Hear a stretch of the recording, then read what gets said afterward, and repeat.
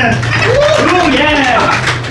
Just letting you know, so I'll be having a Cantonese coffee open my night here. So I'm terrible, sorry to speak after that.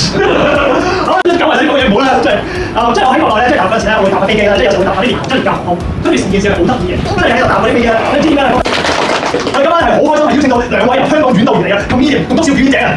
耶！我哋有請今日我哋第一位表演者 Jimmy。thank you，慢慢坐啦。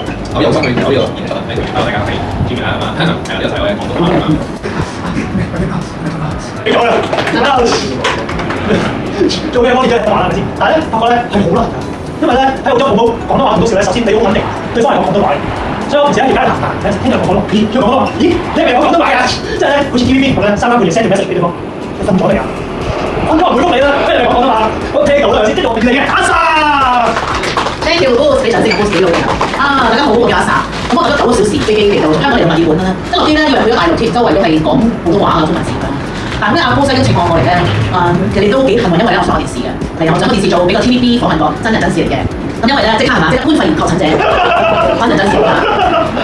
咁我咧就係呢度咧聽講啦，澳洲咧嗰個 welfare 好好喎，即係嗰啲咩 medical 啊嗰啲啊，你冇經常去睇醫生㗎。咁咧早輪我唔係好舒服啦。喂，我冇事啦，係咪先？我哋就俾翻咗出嚟先啦。